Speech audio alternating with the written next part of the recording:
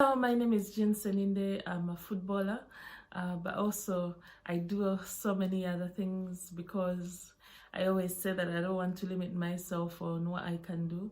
I've been venturing into football administration for maybe the past 2 years, because nowadays you can't just do football alone.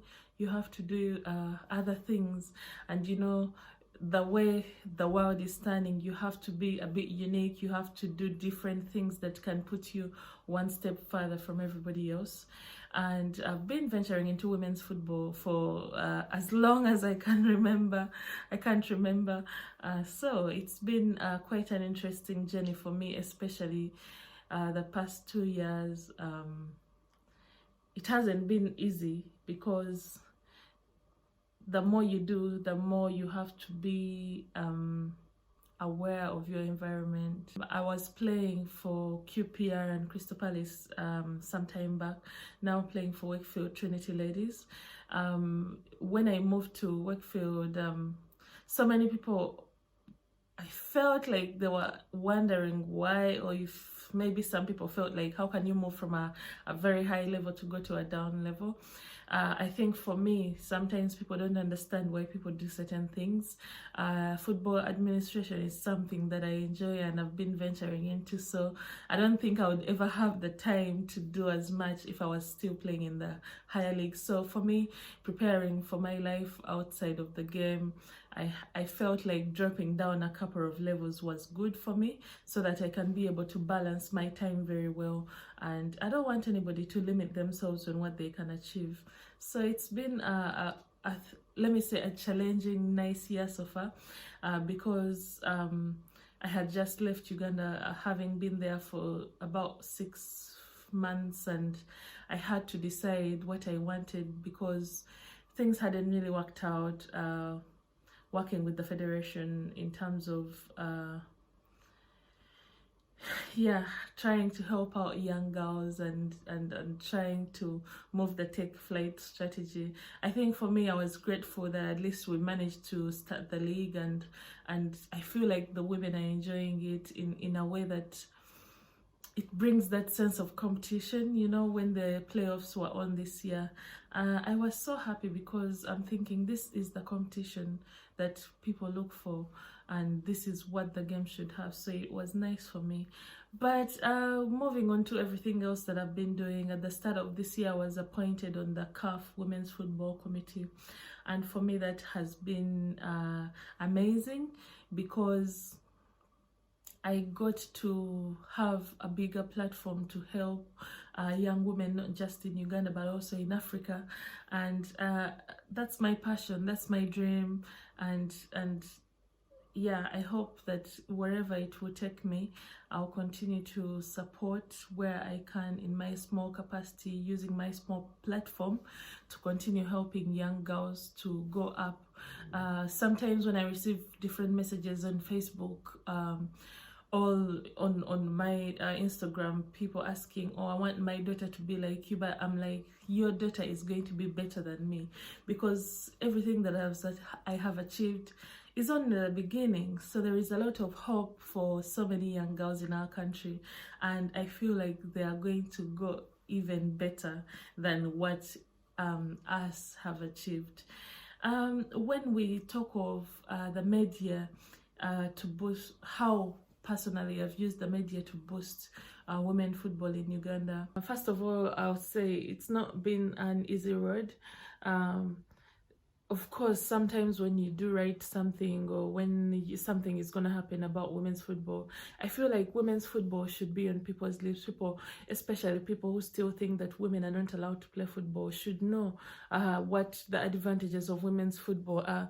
And that's why sometimes when maybe we are holding the Sseninde Women's Development Cup, we do try to have somebody to help us deal with the media, so that the media can help us write maybe a few stories, not for us, but as a way to sensitize the masses and everybody else who still thinks that women's football is not a game for women. It's not an easy ride, and I remember back then in in 2016 when we started the Sseninde Women's Development Cup, still a young footballer, and somehow I felt like the media was excited about the whole thing because I feel like maybe it hadn't happened before. So we had a lot of media coming on board, and what shocked me the most then is that after the tournament, I saw a big group of them there, and at the end of the tournament, I was told that I had to pay the media. So I didn't know that, I had just come from London where like the media want the stories, and so I think for me that was a challenge, and it is a challenge because it's rare for anybody to get a story sometimes, not all the time, but sometimes, without having to pay. And personally, I feel like it shouldn't really be like that. I feel like the media should write about women's football because it's interesting, it's a nice sport, and I know a lot of media do write stories without receiving anything, but I feel like sometimes that is the challenge. And I think for me the solution to that I found is that I realized that everybody has a platform. You just have to look harder. You have to look and see, well, how can I use my platform? I have Instagram, I have Twitter, I have Facebook. So I find ways on how I can use my small platform for people to get to know the message. And sometimes when I do share it on Facebook or Twitter, I do get some of the media asking me, oh, what is this about? Oh, I can write a story or something. So I think I did find a way, and I hope that so many young girls who do want their things published or to want to pass on a good message about women's football, you can use your small platform, because even if you get one like or one retweet on Facebook or Twitter, people are seeing the things you're doing, and that's what matters. I always say, if I organize a webinar, or I organize a tournament and only one person shows up, as long as they leave when they've learned something, for me that's what I care about, because I want somebody's life to be changed. I want people to believe in women's football because it's such a great sport, and now women and girls can go full-time playing this sport. And I hope that the parents do support their children, especially when they're at a young age, to continue playing football. And for me, with my role in South Sudan as a women's football consultant, it's important because it's a rural country, and I feel like the verge of something really special. And if we do the right things, we take it step by step, we continue learning, there is a lot of commitment. Women's football in 4 years, they'll be among the heavyweights, hopefully, of women's football in East Africa, because we'll be supporting women's football right from the grassroots, right in the communities, and building it slowly into the professional setup. My advice to all young girls is continue working hard, continue believing in yourself, and use your small platform so that people can see what you're doing, so that people can be inspired, especially the young girls who are looking up to you. It's important to use your small platform, be it you have 10 followers.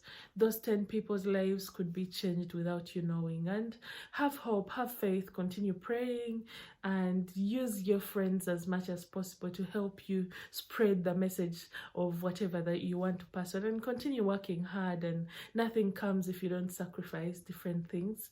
So just continue working hard, and hopefully that you believe that one day you achieve your dreams.